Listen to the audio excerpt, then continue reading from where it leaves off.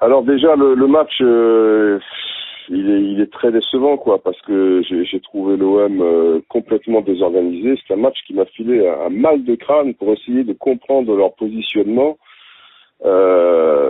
C'était compliqué quoi et j'étais très étonné déjà que la relance des défenseurs soit aussi mauvaise. Et le but, bon, on l'a vu arriver, quoi, parce que déjà, il y avait eu l'occasion de Stambouli juste avant. On a compris que Djadjedje, il avait la tête à l'envers. Le problème, c'est que Montpellier a pressé assez haut. Ils ont joué assez haut.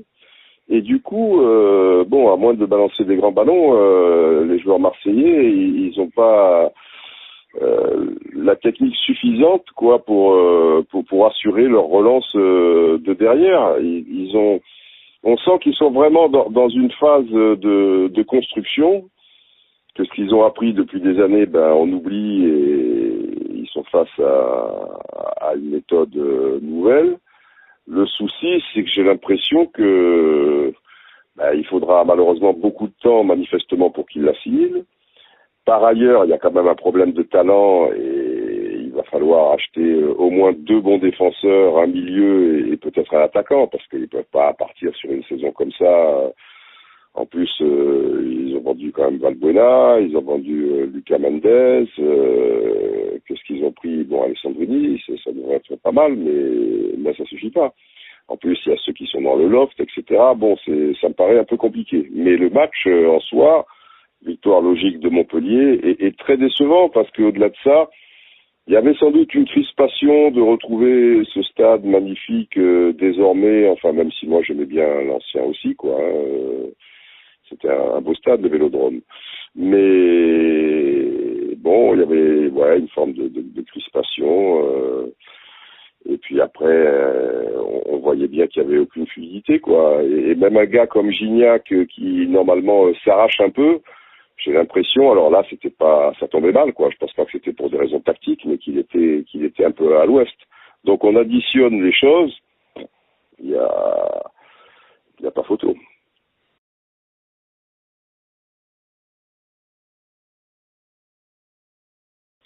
Alors la progression de l'équipe par rapport à ce que leur fait faire Marcelo Bielsa, moi je l'ai pas ressenti sur ce match. Autant à Bastia, j'avais trouvé que c'était pas si mal parce que à l'arrivée, ils se reprennent bien avec ce but Bastier ou Mandanda. Je l'ai pas trouvé très très bon au niveau de la détente, enfin surtout du timing. Bon, il a été surpris, ok, bon.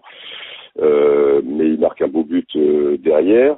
Fanny et JJ, parce que dans cette configuration, il faut que les arrières latéraux donnent des possibilités offensives.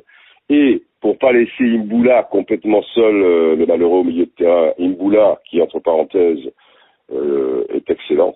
Hier, c'est le seul, je trouve, qui a surnagé, et à Bastia, j'avais trouvé très bon aussi. Enfin, il a vraiment une belle patte gauche. Donc, pour pas le laisser seul dans l'entrejeu et complètement en infériorité numérique face à 2 ou 3 joueurs, il faut à tout prix que Tova était à droite et Alessandrini à gauche à Bastia, et là, c'était Ayou et Alessandrini. Il faut pas qu'ils restent complètement près de leur aile, quoi. Il faut aussi qu'ils décrochent. Or, c'était pas le cas, quoi. Donc il y avait des boulevards, quoi. Milieu de terrain, les Montpelliérains, ils se sont frisés. Donc pour revenir à la question, est-ce qu'il y a une progression? Moi, je trouve plutôt une régression, quoi. Autant à Bastia, ça me paraissait cohérent.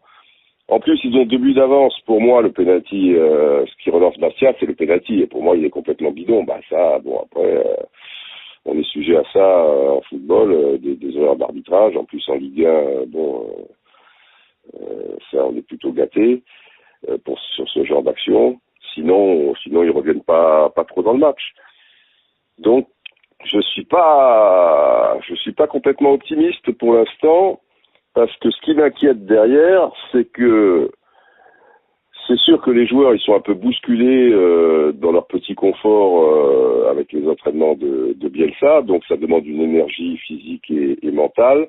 Alors, si derrière, il y a des victoires, ils vont poursuivre leur effort. Mais comme on sait que le joueur français, dans un club français, je parle, parce que quand il est dans un club pour étranger, il se transforme et il se met au diapason.